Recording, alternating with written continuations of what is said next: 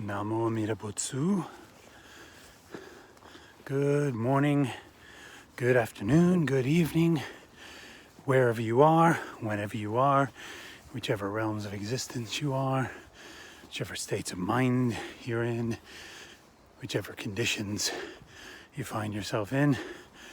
Welcome to my channel. And actually that introduction is that greeting is quite pertinent to what I wanted to talk about today, I just realized, and that is Mappo. Living in Mappo, the Mappo life.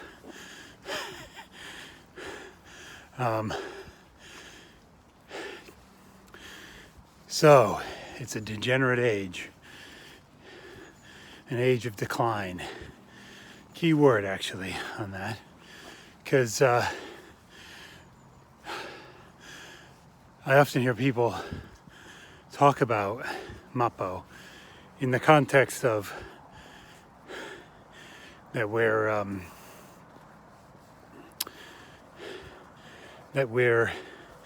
living in an age. The reason that we're in the age of Dharma decline, well, we are in the age of Dharma decline, but it's talked about in the context of Shakyamuni being distant in time and space from Shakyamuni's Buddha field, and that Shakyamuni's Buddha field no longer has influence in the sort of the ordinary world of ordinary ignorant beings, in the Saha world on planet Jaipudvipa. In the Saha world galaxy on planet Jaipudvipa, no longer has, influence, or it's just gone. And so the Dharma declines. The Dharma doesn't decline, I should say. Rather, people's capacity for understanding the Dharma, practicing the Dharma, transmitting the Dharma, all those things decline. All those things degenerate over time. And there's sort of three ages of that. The first age is the right Dharma. So for a period of time, I've heard it framed as either 500 or 1,000 years. But that first age is where it can still be practiced. That Shakyamuni's teachings can still be, taught, transmitted, and practiced. And then this is semblance Dharma age where it's declined a bit, but there's still some people can perform certain practices and certain rituals and things, and certain teachings can be understood, something along that line. But it's not as, it's just, the capacity is waned, so that people can't really properly practice the Dharma, but there's still some, I can't remember exactly how that's framed, but anyway. And then there's Mappo, where nobody can, that capacity's gone in human beings, karmically.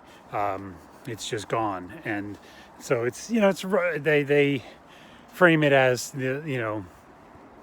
I've heard it framed in different ways, but there's basically those three periods, and they're about 1,000.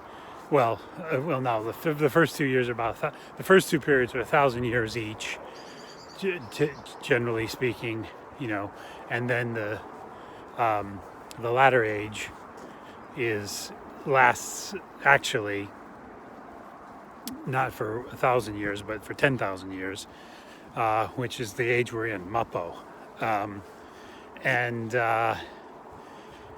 So that's usually the context, is that the disappearance of the current Buddha, which would have been Shakyamuni for us, the not disappearance, but the the karmic capacity for his the influence of his dharma, of his Buddha field has diminished anyway, and so everything's degenerating. But there's another thing going on here.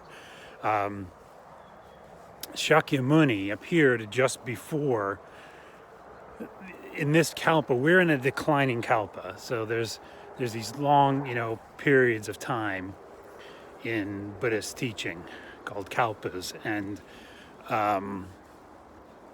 there's different divisions of Kalpas. The large Kalpas, medium Kalpas, and small Kalpas type of thing. And we're in the Kalpa we're in, that we're currently in, the sort of smaller Kalpa, I guess you would call it. Which is a very long time, actually. Even a small Kalpa is like a very, very, very long period of time, extremely long period of time.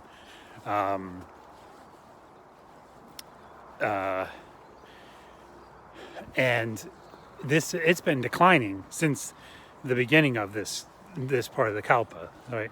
So there's the Kalpa, the Kalpas, these smaller Kalpas follow a pattern of rising and falling. So if it's an ascending Kalpa, so just before this there was this ascending Kalpa that lasted for billions of years, and it was people's karma was good. Karmic causes were increasing. Beings, the good karmic causes of all beings in this Saha world, in this Saha world galaxy, and on our planet Jadpudvipa, just to put it in some kind of framework there to talk about it. All the beings in this, even in our, I'd say in the whole of the Saha world, but in our at least on our planet, all the beings' karma was increasing. The karma of all beings was increasingly good, and they were experiencing good karmic causes, and we're increasingly more moral. Whoa, sorry, my phone slipped there for a minute. We're increasingly more moral and more able to practice good practices of various kinds, and we're able to, so things improved. Everything was good. Everything flowed much more naturally. Community, society, technology, everything, is much better in an ascending Kalpa, and it's always improving until it reaches a pinnacle where that kind of collective karma and individual karma starts to wane. We start to lose, the good karmic causes start to run out, and it starts to decline again. But it gets to a pinnacle, and then it declines, and that's we're at the tail end of the declining one. So it's been declining for like billions of years or something, millions or billions of years. It's been declining, and we're at the tail end of that decline. So not only are so it's worse than just. Do you know what I mean? Mappo.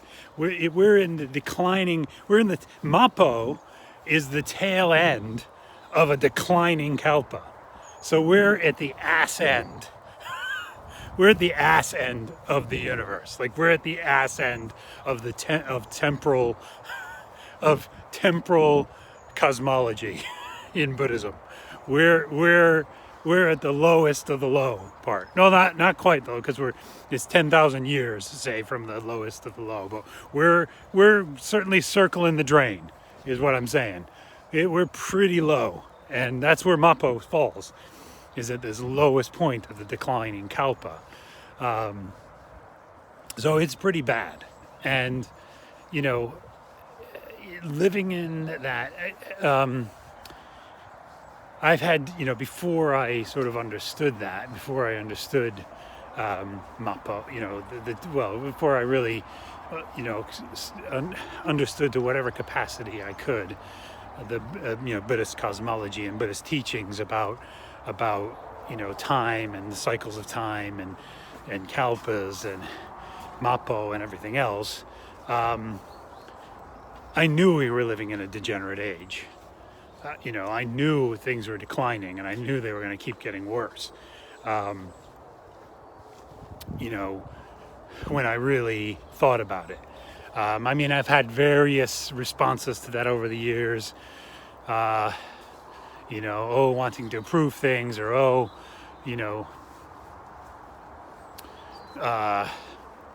various responses like, it's better if we just, have very strict law and order, lower the hammer, authoritarian, whatever. I've had various, responses to it. Not trusting anything or anyone. I've talked about that before. Not really trusting anyone or anything. Just various responses to that. But since I learned and really understood and accepted Buddhist temporal cosmology, cosmology, regarding time, the teachings about time in Buddhism and the times, and Mappo and the times we live in, my sort of natural response is, well, there's not a heck of a lot you can do about it. And I've gotten to that before on my own. That was one of the responses I had before I understood these things to whatever capacity I can understand them. But I had that response before this, but now that's predominant. My predominant response is there's not a heck of a lot you can do with it, do about it. Just given how bad the collective karma is of this time, there's not a heck of a lot that's going to change. It's just going to keep getting worse, and it might, it'll just like all things, go up and down. There'll be, might look like things are improving, and then it's going to just drop down again, and probably even worse, and again, it'll go up again and down. So it might even appear like, oh, yeah, things can improve, blah blah blah, but ultimately the mean, it's going to keep declining in the mean. So it'll, it might go up and down, but it's going to keep going down. Those ups and downs are going to be on a downward slope, if you see what I mean. So anyway, so there's not a heck of a lot you can do. If you look around, are people really going to change? Like, look at the level of ignorance we're living in. Look at oneself. Look at myself.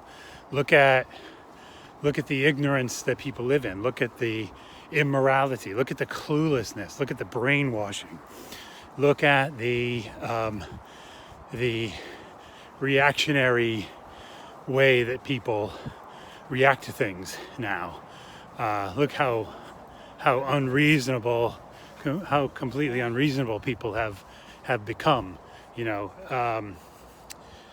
About everything. Look how polarized everything is. Look how people just won't even listen to each other now.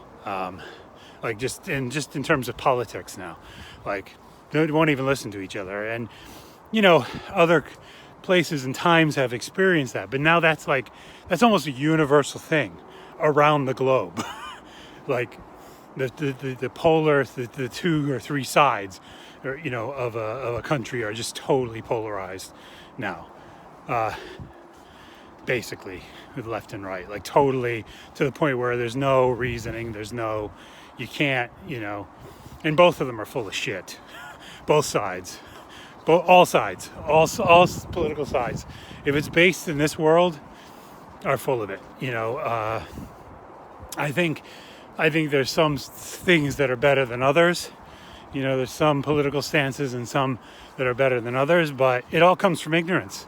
It all comes from total selfishness and ignorance now, and greed and just agendas and power trips and control freaks. It's just there's nothing.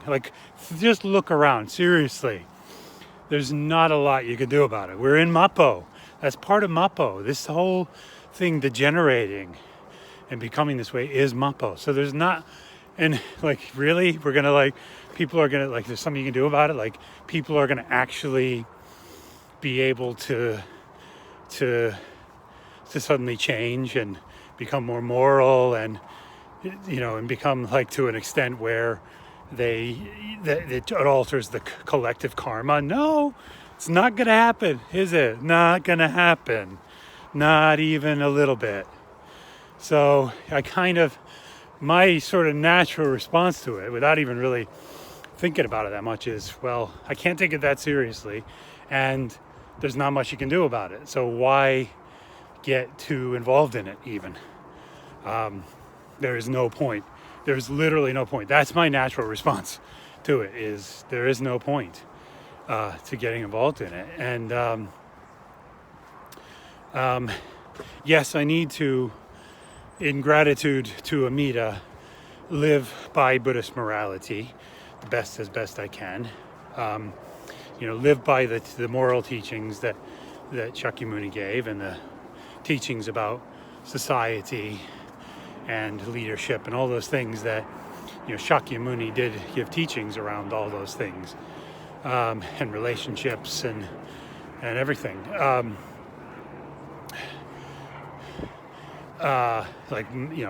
and spouses and all that stuff. So I'm supposed to, in gratitude to Amida, I still try to do that. And I'm a Buddhist, so I still try to do that. Not as a practice, not as something to improve my karmic or worldly position. Really, just in gratitude to Amida. And I don't really think I can do that very well. I don't think I can, I can only do it to whatever capacity or extent I can. So I'm still supposed to do that, and still supposed to be reverent of those things and reverent of Buddhist teachings, and but as far as really being able to change anything, socially, politically, economically, in any way, not going to happen.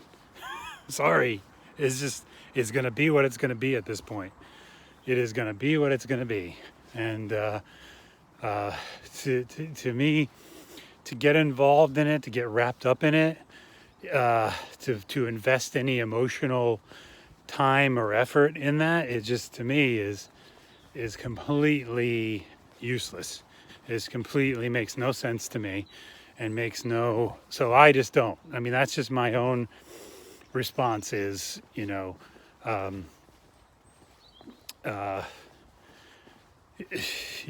it's going to be what it's going to be, and there's not much I can do about it, and I need to keep deep listening and working with a good teacher, and having my deep listening, having my Dharma discussions with my Dharma friend and guide, and under the supervision of Eiken Kobai Sensei, and I need to just keep doing that. I need to keep saying the Butsu. Need to keep saying the Butsu. I need to and entrust to Amida to whatever degree I can, until Amida resolves all my doubts, it resolves all my questions, and Amida opens me and installs Shinjin within my life. That's my main purpose. That's my main focus. I don't really focus on. I do watch what's going on in the world, because it reinforces for me, like, I do want to know, and for some reason I am curious, and I do want to know what's going on in the world, but it's not from a standpoint where I'm trying to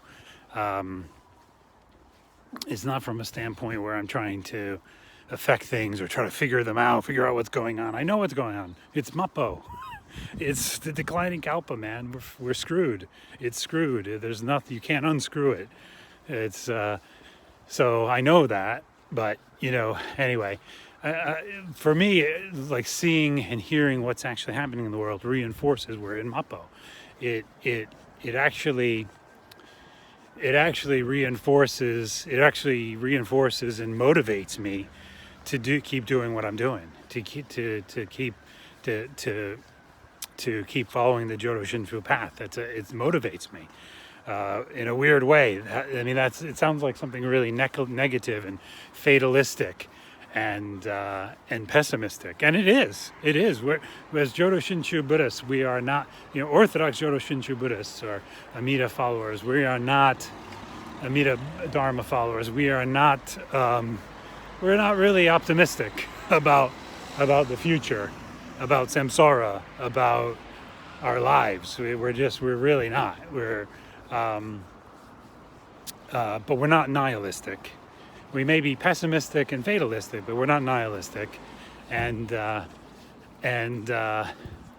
actually that motivates me.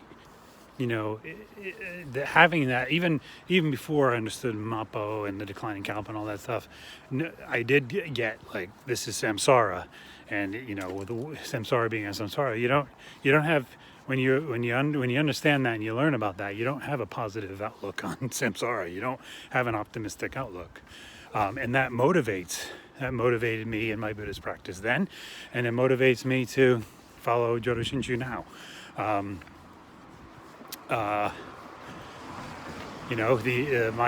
Sakyamuni said my teaching is about suffering and the end of suffering. So anyway, it reminds me that it reminds me where I am and when I am and what realm I'm in, and what condition I'm in and what state of mind I'm in. When I see that, when I look around and see Mappo, it reflects on me, because I was born now, and if I'm born now, it means my karmic causes aren't great. If you're born now and you listen to this and you're born in this time, your karmic causes aren't great. If you're human, then which is a very rare and should be very celebrated, that you're born as a human, in the sense that you can encounter the Buddha Dharma. Then that's about it. So then we must have had some good karmic causes to be born as a human, and some good, karmic causes to be born in a lifetime where we could encounter the Buddha Dharma, and then even more so encounter the Amida Dharma. But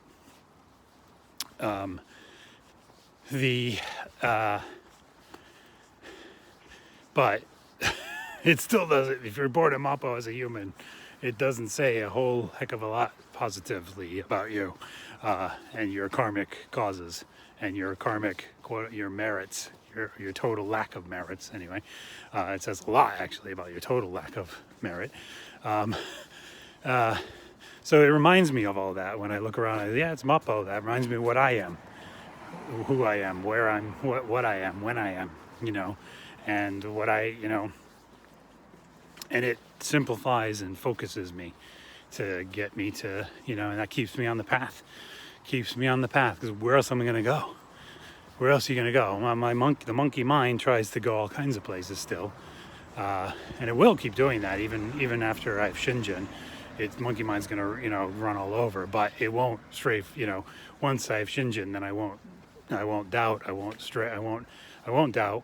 I won't have questions where it's a doubt type of question, and I won't have I will have my faith will be without a doubt, because it's from Amida. It'll be from Amida. That's why there will be no doubt. That's why it'll be diamond-like, adamantine. That's why it's because it'll be from Amida. And but my monkey mind will still be there, because I'm a Mappo human. So anyway, all that kind of just